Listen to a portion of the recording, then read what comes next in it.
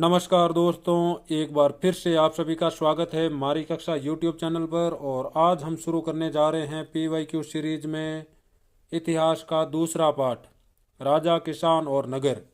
और 2026 के ब्लूप्रिंट के अनुसार इस पाठ से टोटल 6 नंबर के प्रश्न पूछे जाएंगे। 2 प्रश्न आएंगे बहुविकल्पीय, 2 प्रश्न आएंगे अति लघुतरात्मक और 1 प्रश्न आएगा लघुतरात्मक। तो शुरू करते हैं। पहला प्रश्न, निम्न में से कौन चंद्रगुप्त मौर्य के दरबार में राजदूत के रूप में आया? तो इसका उत्तर हो जाएगा मेगस्थनीज। यह एक यूनानी राजदूत था जिसे भेजा था सेल्यूकस निकेटर ने, और इसने यहाँ पर रहते हुए एक पुस्तक लिखी जिसका नाम है इंडिका। और इस इंडिका की मूल प्रति है वो नष्ट हो चुकी हैं और इसके विवरण मिलते हैं यूनानी लेखकों की पुस्तकों में। और मेगस्थनीज ने अपनी पुस्तक इंडिका में बताया कि यहाँ पर सेना के संचालन के लिए, यानी मौर्य सेना के संचालन के लिए एक समिति और 6 उप समितियां होती थी। तो एक बात कहनी थी कि यहाँ पर जो नीचे विस्तृत जानकारी दी गई है, यहाँ से कई प्रकार के प्रश्न बनते हैं, तो इस जानकारी को भी आपको गहराई से पढ़ना है। अब देखो, इस जानकारी से कौन कौन से प्रश्न बन सकते हैं उनके बारे में।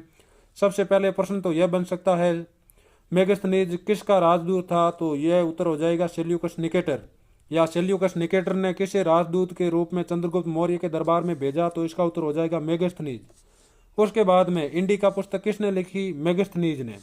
मेगस्थनीज की पुस्तक का नाम इंडिका। उसके बाद में मेगस्थनीज ने मौर्य सेना के संचालन के लिए कितनी समिति और उप समितियों का उल्लेख किया? 1 समिति और 6 उप समितियां। तो इस जानकारी को भी आपको गहराई से पढ़ना है, प्रत्येक प्रश्न की जानकारी को। बढ़ते हैं अगले प्रश्न पर। प्रियदर्शी तथा देवनाम प्रिय किस शासक की उपाधियां हैं? तो इसका उत्तर हो जाएगा अशोक। तो जेम्स प्रिसेप एक इतिहासकार था जिसने 1838 में सबसे पहले इन उपाधियों का संबंध सम्राट अशोक से जोड़ा था। पर देवनाम प्रिय का अर्थ होता है देवताओं का प्रिय, और प्रियदर्शी का अर्थ होता है देखने में सुंदर। तो अशोक का मूल नाम है वो कुछ ही अभिलेखों में मिलता है, अधिकांश अभिलेखों में इसे देवनाम प्रिय या प्रियदर्शी के नाम से ही पुकारा गया है। तो अशोक नाम कहाँ पर मिलता है? उन अभिलेखों के नाम बताया गए हैं मास्की और गुर्जरा। तो इसके बारे में भी आपको ध्यान में रखना है। प्रश्न यहाँ से भी बन सकता है, देवनाम प्रिय का अर्थ है, प्रियदर्शी का अर्थ है। किस वंश के शासकों ने अपने नाम के आगे देवपुत्र की उपाधि लगाई? तो इसका उत्तर हो जाएगा कुषाण। तो कुषाण शासकों ने चीनी शासकों से प्रेरित होकर अपने आप को स्वर्गपुत्र कहना शुरू किया और अपने नाम के आगे देवपुत्र की उपाधियां लगाई। वे प्रजा के सामने खुद को देवीय राजा बताना चाहते थे। और कुषाण प्रसिद्ध थे मूर्ति निर्माण के लिए। तो इनसे संबंधित मूर्तियां मिली है मथुरा और अफगानिस्तान से, इनके बारे में ध्यान रखना है। प्रभावती गुप्त किस गुप्त शासक की पुत्री थी? तो इसका उत्तर हो जाएगा चंद्रगुप्त द्वितीय। तो चंद्रगुप्त द्वितीय की पुत्री थी प्रभावती गुप्त, और इसका विवाह हुआ था दक्कन पठार के वाकाटक नरेश रुद्रसेन द्वितीय से।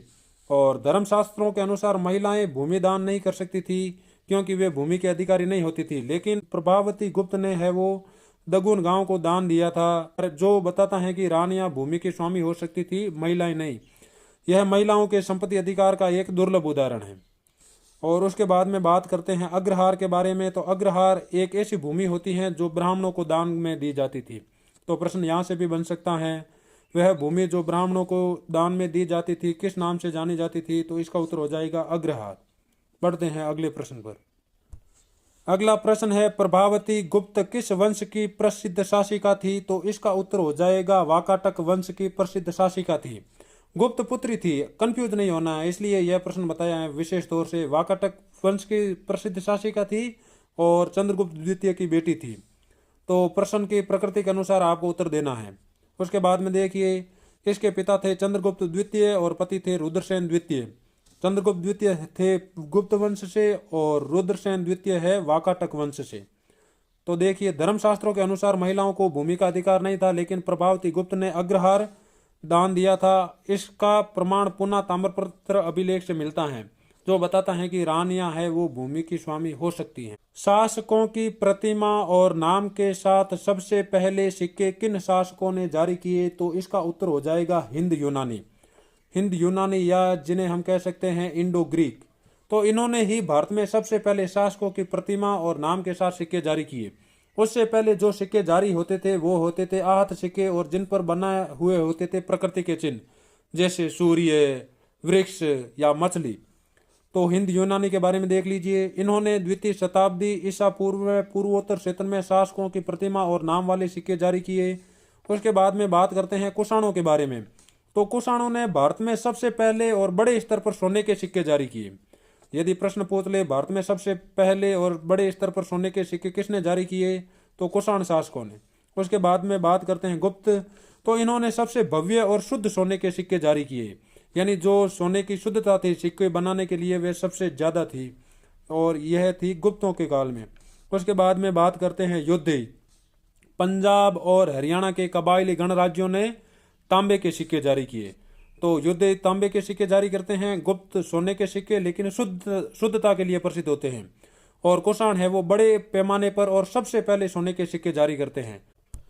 सबसे पहले सोने के सिक्के किन शासकों ने जारी किए, तो इसका उत्तर हो जाएगा कुषाण। पीछे हमने पढ़ा था।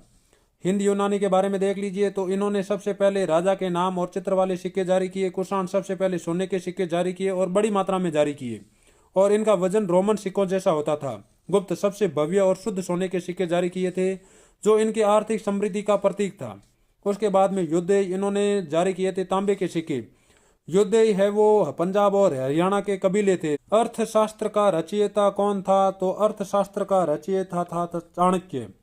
चाणक्य को अन्य नाम कौटिल्य से भी जाना जाता है, और इसे कई बार विष्णुगुप्त भी कह देते हैं। तो कंफ्यूज नहीं होना है, चाणक्य आ जाए तो चाणक्य करना है, चाणक्य नहीं मिले और कौटिल्य आ जाए तो कौटिल्य, नहीं तो विष्णुगुप्त। चाणक्य है वो चंद्रगुप्त मौर्य के मंत्री और गुरु थे, यानी चंद्रगुप्त मौर्य जिन्होंने मौर्य वंश की स्थापना की थी, इनके गुरु थे चाणक्य।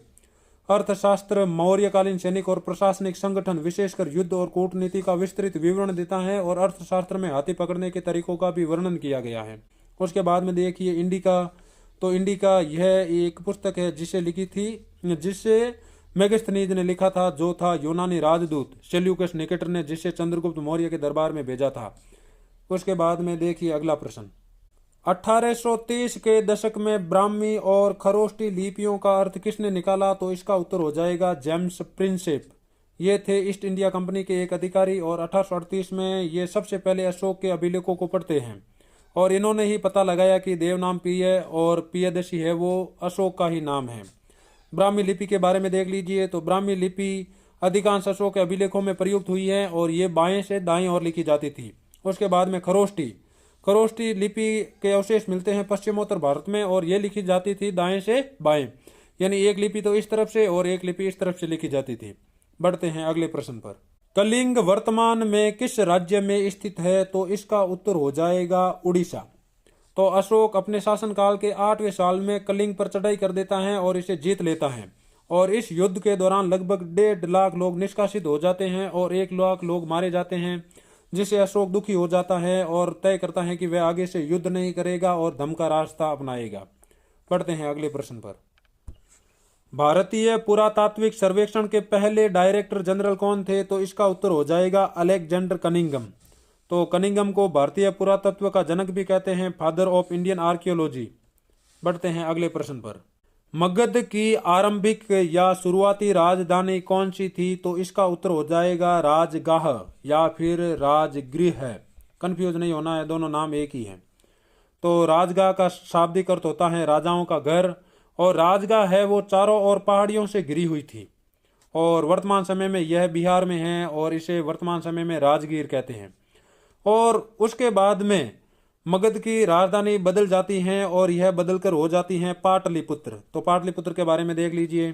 4वीं शताब्दी ईसा पूर्व में राजधानी को पाटलिपुत्र स्थानांतरित कर दिया गया, क्योंकि यह गंगा नदी के किनारे थी और यहाँ से संचार और व्यापार आसान था। पाटलिपुत्र वर्तमान में कहलाता है पटना। बढ़ते हैं अगले प्रश्न पर। चाणक्य मौर्य शासक खाली जगह के मंत्री थे, तो इसका उत्तर हो जाएगा चंद्रगुप्त मौर्य। ये मंत्री भी थे और चंद्रगुप्त मौर्य के राजनीतिक गुरु भी थे। तो देखिए चंद्रगुप्त मौर्य ने 321 ईसा पूर्व में मौर्य साम्राज्य की स्थापना की थी, और उसका शासक पश्चिमोत्तर में अफगानिस्तान और बलूचिस्तान तक फैला हुआ था। प्रश्न है, शक शासक रुद्रदामन द्वारा सरोवर का जीर्णोद्धार कराया गया, तो इसका उत्तर हो जाएगा सुदर्शन। यह एक झील भी कह सकते हैं या सरोवर है, जो गिरनार गुजरात में स्थित है। इसे बनवाया था तो चंद्रगुप्त मौर्य के गवर्नर ने, लेकिन समय के साथ यह बदहाल स्थिति में चला गया, तो इसका जीर्णोद्धार करवाया था शक शासक रुद्रदामन ने।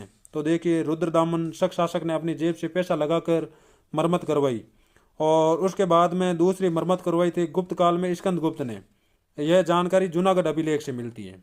बढ़ते हैं अगले प्रश्न पर। प्रयाग प्रशस्ति की रचना खाली जगह ने की, तो इसका उत्तर हो जाएगा हरिसेन। तो हरिसेन है वो गुप्त सम्राट समुद्रगुप्त का राजकवि था, और यह रचता है इलाहाबाद स्तंभ पर प्रयाग प्रशस्ति, और इसकी भाषा थी संस्कृत। अशोक ने खाली जगह धर्म को राज्याश्रय दिया, तो अशोक ने बौद्ध धर्म को राज्याश्रय दिया। कलिंग युद्ध के बाद अशोक ने बौद्ध धर्म अपना लिया, और धम्म के प्रचार के लिए धम्म महामात्र भी नियुक्त किए। तो प्रश्न यहाँ से भी बन सकता है, अशोक ने बौद्ध धर्म के प्रचार के लिए किसकी नियुक्त की, तो इसका उत्तर हो जाएगा धम्म महामात्र।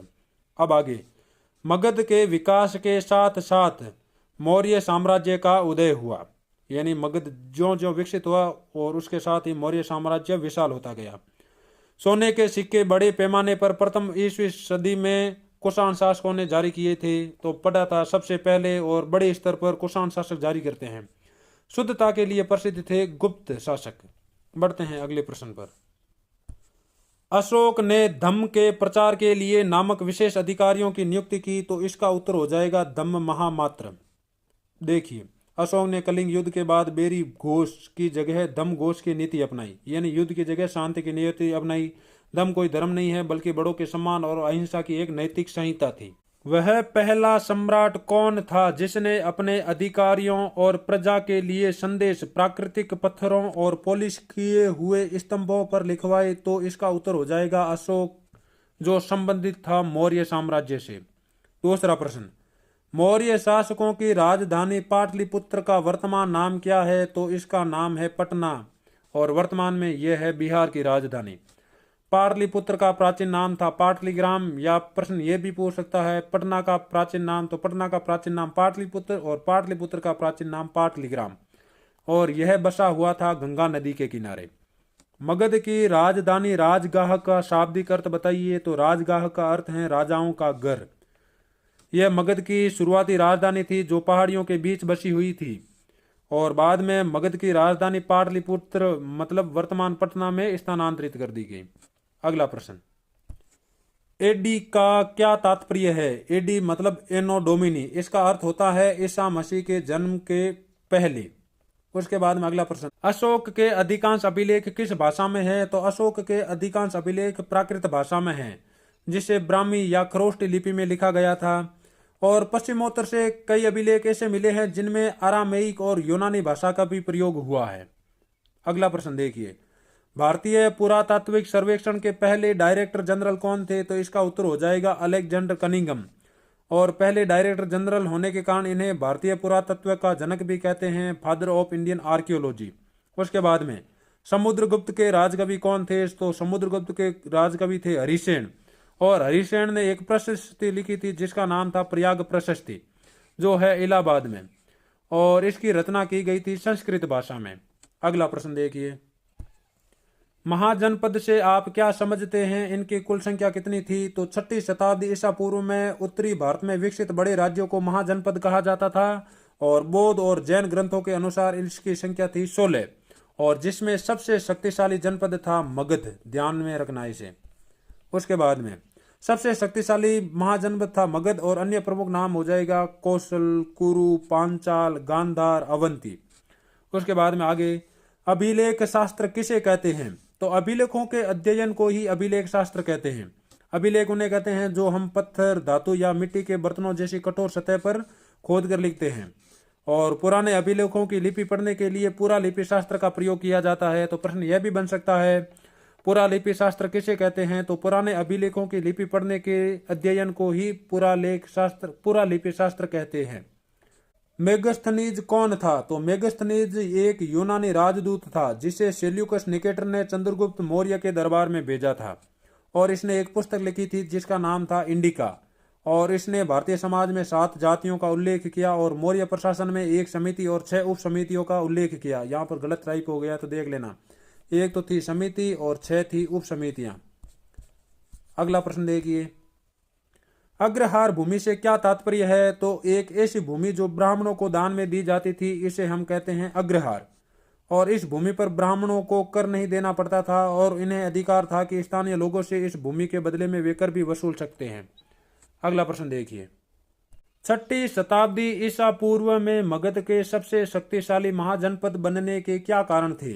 यानी जो 16 महाजनपद थे उनमें सबसे ज्यादा शक्तिशाली मगध ही क्यों था, इसके पीछे के कारण बताने हैं।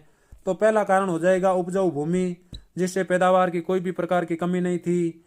और दूसरा कारण हो जाएगा लोहे की खदानें, यानी लोहे से वे हथियार बना सकते थे और खेती के उपकरण बना सकते थे। तीसरा कारण है जंगली हाथी, यानी मगध के बीच से कई नदियां निकलती थी, गंगा है, सोन है, गंडक है, तो इनके आसपास जंगल थे और जंगल में थे बड़े स्तर पर हाथी। और उस समय सेना में यहाँ के शासकों ने हाथियों को शामिल किया, इसलिए यहाँ की सेना मजबूत हो गई। उसके बाद में चौथा कारण हो जाएगा सुरक्षित राजधानी, यानी जो इसकी राजधानी थी राजगाह चारों ओर पहाड़ों से घिरी हुई थी, कोई अन्य राजा यहाँ पर आसानी से हमला नहीं कर सकता था। उसके बाद में आगे पांचवा कारण हो जाएगा महत्वाकांक्षी शासक, यानी जो कोई भी वंश के यहाँ पर शासक बने वो महत्वाकांक्षी थे, यानी अपने राज्य का प्रसार करना चाहते थे। उदाहरण के तौर पर बिंबिसार, अजात शत्रु और महापद्मनंद। अशोक के धम्म से आप क्या समझते हैं? तो अशोक के धम्म का अर्थ किसी विशेष धर्म या कर्मकांड से नहीं है, बल्कि यह एक नैतिक नियमों की संहिता है जिसका उद्देश्य समाज में शांति और सौहार्द बनाए रखना था। और अशोक ने कलिंग युद्ध के बाद इसका प्रचार प्रसार किया और इसके प्रचार प्रसार के लिए धम्म महामात्र नामक व्यक्ति की भी नियुक्ति की। तो धम्म के मुख्य सिद्धांत है बड़ों का आदर करना, माता पिता, गुरुओं और बुजुर्गों का सम्मान करना, अहिंसा, प्राणियों की हत्या न करना, सभी के प्रति दया भाव रखना, उदारता, ब्राह्मणों, श्रवणों और गरीबों को दान देना, सहिष्णुता, अपने धर्म का सम्मान करना लेकिन दूसरे धर्मों की निंदा न करना। और अशोक ने इसके प्रचार के लिए धम्म महामात्र नामक अधिकारी की नियुक्ति की थी। अगला प्रश्न देखिए, सिक्कों से क्या ऐतिहासिक जानकारियां प्राप्त होती हैं? तो सिक्के इतिहास जानने के एक महत्वपूर्ण स्रोत है, क्योंकि सिक्कों पर मिलते हैं राजाओं के नाम और तिथियां, जैसे हिंद यूनानी शासक। और सिक्कों के माध्यम से हम किसी राज्य की आर्थिक स्थिति के बारे में बता सकते हैं। यदि सोने के सिक्के हैं इसका मतलब राज्य अमीर है, यदि चांदी के सिक्के हैं इसका मतलब राज्य है वो न तो अमीर है न ही गरीब, मध्यम वर्ग में है। यदि तांबे के सिक्के हैं तो समझ लेना कि राज्य गरीब स्थिति में है, बदहाल स्थिति में है। उसके बाद में सिक्कों से मालूम चलता है व्यापार के बारे में, यानी दक्षिण भारत में रोमन सिक्कों का मिलना मालूम चलता है कि रोम के साथ व्यापार होता था। तो यह है सिक्कों का ऐतिहासिक महत्व। अगला प्रश्न देखिए, मौर्य प्रशासन के प्रमुख अभिलक्षणों का संक्षेप में वर्णन कीजिए, यानी विशेषता बतानी है। तो मौर्य साम्राज्य भारत का पहला विशाल साम्राज्य था जिसका प्रशासन अत्यंत सुव्यवस्थित था, डिसिप्लिन्ड था। इसके प्रमुख लक्षण है, सबसे पहले 5 राजनीतिक केंद्र, साम्राज्य की राजधानी थी पाटलिपुत्र और 4 प्रांतीय केंद्र थे, तक्षशिला, उज्जैन, तोसली और सुवर्णगिरी। उसके बाद में केंद्रीय नियंत्रण, राजा होता था सत्ता का केंद्र जो पूरे के पूरे राज्य पर नियंत्रण करता था। संचार और आवागमन के लिए नदियां और सड़कें दोनों महत्वपूर्ण थी। सैन्य प्रशासन, मेगस्थनीज ने बताया था कि यहाँ पर सेना के संचालन के लिए एक समिति और 6 उप समितियां होती थी, नौसेना, यातायात, पैदल सेना, अश्वारोही, रथारोही और हाथी सेना। और यहाँ पर एक्टिव था जासूसी तंत्र, राजा को साम्राज्य की पल पल खबर मिलती थी और इस वजह से है वो मौर्य साम्राज्य लंबे समय तक भारत पर शासन करता है। अगला प्रश्न देखते हैं, मौर्य प्रशासन में सैनिक गतिविधियों के संचालन का वर्णन कीजिए।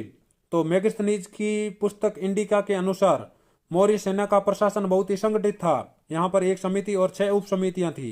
6 उप समितियों के नाम बताए गए हैं, नौसेना, यातायात और खान पान, पैदल सैनिक, अश्वारोही, रथारोही, हस्ती सेना। और यह दर्शाता है कि मौर्य साम्राज्य के पास एक विशाल और पेशेवर सेना थी जो किसी भी राज्य को आसानी से धूल चटा सकती थी।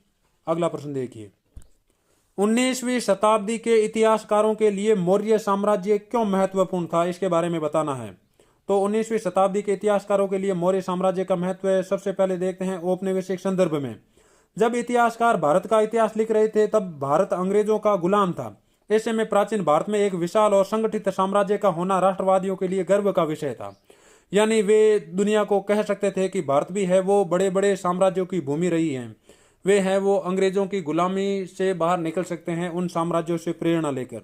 उसके बाद में देखिए अद्भुत कला, मौर्यकालीन मूर्तियां और स्तंभ वास्तुकला के शानदार नमूने थे। यानी इसने बताया कि भारत में केवल और केवल साम्राज्य ही संगठित रूप से नहीं फला फूला, यहाँ पर मूर्तिकला और वास्तुकला भी बहुत बड़े स्तर पर फली फूली। उसके बाद में बात करते हैं अशोक के बारे में। इतिहासकारों को लगा कि अशोक अन्य राजाओं की तुलना में बहुत ही शक्तिशाली, परिश्रमी और विनीत था। उसने बड़ी बड़ी उपाधियों की जगह जन कल्याण पर ध्यान दिया, इसलिए 20वीं शताब्दी के राष्ट्रवादी नेताओं ने भी इसे प्रेरणा का स्रोत माना। यानी ये अंग्रेजों को बता सकते थे कि एक है आप और एक है अशोक, जो बहुत ही ज़्यादा शक्तिशाली होते हुए भी लोगों की भलाई के बारे में सोचता था। इसलिए 19वीं शताब्दी के इतिहासकारों के लिए मौर्य साम्राज्य बहुत ही ज़्यादा महत्वपूर्ण था। अगला है निबंधात्मक प्रश्न। मौर्य वंश की जानकारी किन स्रोतों से प्राप्त होती हैं? तो पुरातात्विक स्रोत जैसे अशोक के अभिलेख, मूर्तिकला और भवनों से। साहित्यिक स्रोत मेगस्थनीज की इंडिका से, कौटिल्य के अर्थशास्त्र से। उसके बाद में पौराणिक और धार्मिक ग्रंथों से, और विशाखादत्त द्वारा लिखित मुद्रा राशक से। और अब देखिए परीक्षा के लिए अन्य महत्वपूर्ण बिंदु। तो गृहपति कहते थे घर के मुखिया को, जो छोटा किसान या जमींदार होता था। उसके बाद में अग्रहार, ब्राह्मणों को दान में दी जाने वाली कर मुक्त भूमि को कहा जाता था। श्रेणी, यह होता था व्यापारियों और शिल्पकारों का संघ। उसके बाद में तथ्य देख लीजिए, अशोक ने कलिंग युद्ध के बाद युद्ध का त्याग कर दिया, और इसका हमें पता चलता है अशोक के 13वें शिलालेख से। तो यदि एग्जामिनर प्रश्न पूछना चाहता है तो यहाँ से भी पूछ सकता है कि हमें किस अभिलेख से पता चलता है कि अशोक ने कलिंग युद्ध के बाद युद्ध का त्याग कर दिया? तो 13वें अभिलेख से या 13वें शिलालेख से। इसी के साथ यह पाठ होता है पूरा। उम्मीद है इस पाठ के प्रश्न आपके आगामी एग्जाम में मदद करेंगे, और यदि कोई आप अपनी तरफ से सुझाव देना चाहते हैं तो ये सुझाव आप कमेंट सेक्शन में लिख सकते हैं, और इन्हीं के अनुसार मैं अगले वीडियो में सुधार कर दूंगा। धन्यवाद। मिलते हैं अगले वीडियो में।